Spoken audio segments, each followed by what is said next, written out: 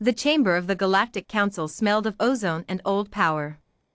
17 species sat in concentric rings around the central dais, their representatives draped in ceremonial light cloth, bioluminescent markings, and the quiet arrogance of civilizations that had ruled the stars for 10,000 years. High Chancellor Zareth rose from his throne, a towering obsidian structure grown from the bones of a dead moon, and the chamber fell silent. His 3 eyes swept the assembly with the practiced calm of a being who had never once doubted his authority. "The vote," Zareth announced, his voice translated simultaneously into 47 languages, "is unanimous." On the holographic display above the dais, a single blue-green world rotated slowly. Earth. Humanity has been classified as a threat class Omega species, Zareth continued. Their rate of technological advancement violates the progression accords. Their military expansion into unclaimed sectors is irregular. Their refusal to submit to council oversight is unprecedented. He paused, letting the word land with appropriate gravity. They are to be eliminated. All 17 fleets will converge on the Sol system within 48 galactic hours. Silence. Then, from the communication terminal at the far end of the chamber, a single light blinked amber. An incoming transmission. From humanity. Zareth stared at it. His aide, a nervous Valorian who had served the council for 60 years, leaned close and whispered, "Chancellor, it appears they've been listening to this session." "That's impossible," Zareth said. "This chamber is secure." The voice that came from the terminal was calm. Almost bored. "Your encryption is using a quantum lattice key from the Myriad Accords era. We cracked it 9 months ago. We've been listening to everything." Zareth's mandibles tightened. "Who is this?" "Admiral Darian Voss. Human Fleet Commander." A pause. "You should sit down, Chancellor. This is going to be a long conversation." Admiral Darian Voss sat in the command chair of the USHS Enduring, humanity's flagship, and watched the council chamber on 17 simultaneous screens. He was 43 years old, with the kind of face that had been weathered by too many battles and too little sleep. His uniform bore no medals. He'd never liked medals. They seemed excessive for doing the obvious. "Sir," said Lieutenant Commander Jong A. Kim beside him, "all 17 council fleets are powering up their FTL drives." "I know. They'll be here in 48 hours. "I know that too." Kim hesitated. "Permission to speak freely?" "You always ask that and I always say yes." "Are we actually ready for this?" Voss looked at his screens. At the data cascading across them. At the numbers he had spent 4 years building toward. He picked up his coffee, cold, because it was always cold, and took a slow sip before answering. "We've been ready for 2 years," he said. "We've just been waiting for them to make the first move." What the Galactic Council did not understand about humans, what no alien species had yet managed to fully comprehend, was the nature of human paranoia. It was not a weakness. It was an evolutionary weapon. For 100,000 years, humans had survived by preparing for the worst. They had looked at a peaceful sky and wondered what was hiding in it.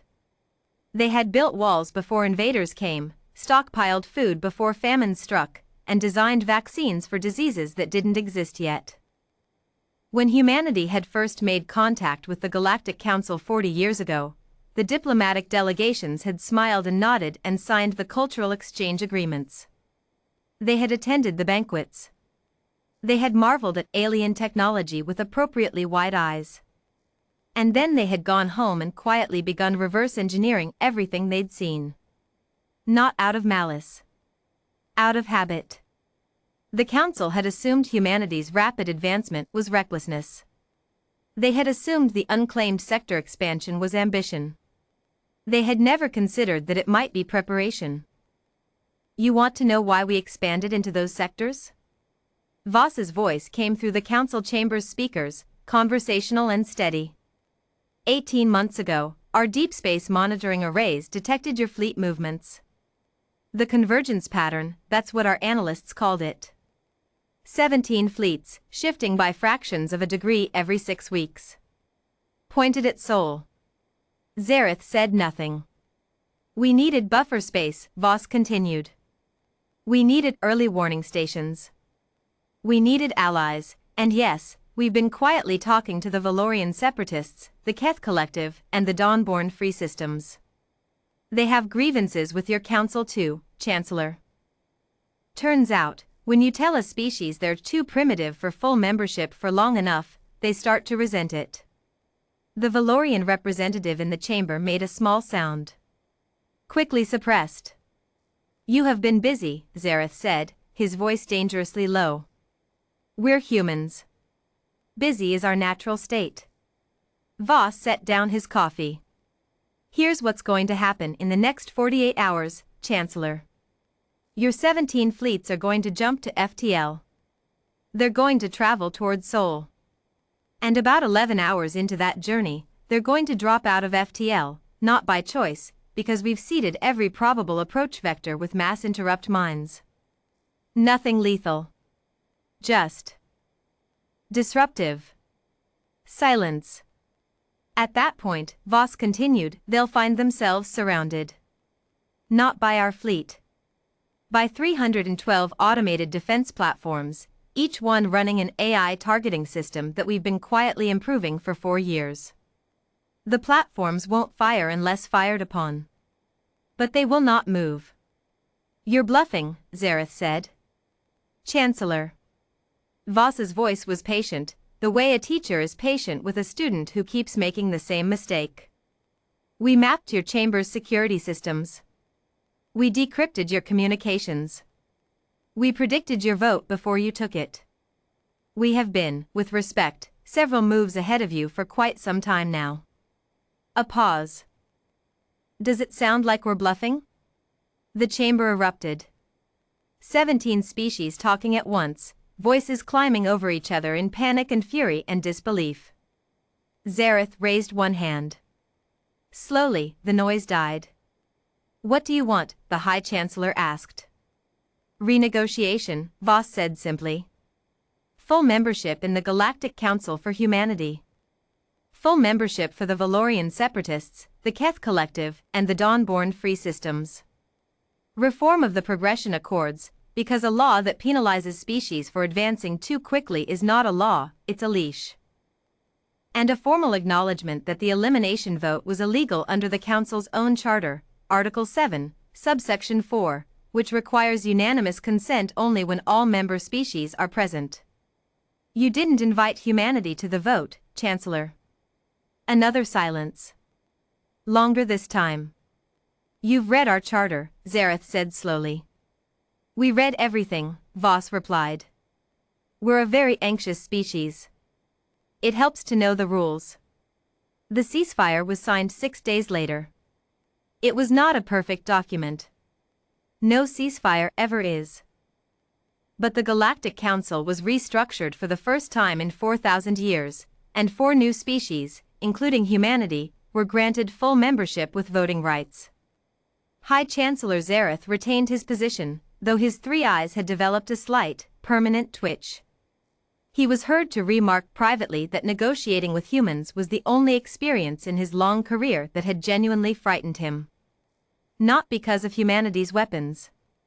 Not because of their fleets or their mines or their AI defense platforms. But because, when he had looked into the data afterward, when he had traced back the timeline of everything Admiral Voss had described, he realized that humanity had begun preparing for this exact scenario before any of the Council's internal discussions about elimination had even started. They had not reacted to a threat. They had anticipated one. Zareth, 10,000 years of civilization behind him, found that he had no framework for that. No category for a species that looked at the peaceful dark between stars and saw, with absolute certainty, what might be hiding inside it. Admiral Darian Voss stood at the viewport of the USHS Enduring and looked at Earth below. Blue and white and stubbornly, improbably alive. Kim appeared beside him. The councils ratified the new charter. Good. You don't seem surprised. I'm not. Voss watched the clouds move over the Pacific. We did the math 4 years ago. This was always the most likely outcome. And if it hadn't been? He was quiet for a moment. Then we had other plans, he said. He picked up his coffee. Still cold. He didn't mind. Somewhere in the council archives, sealed under 17 layers of bureaucratic encryption, a single document existed. It was the original elimination order, signed by all 17 member species. Beside every signature was a timestamp. And beside every timestamp, in the margin, written in small, precise human handwriting, was a single notation. Anticipated. Countermeasures active. D. Voss.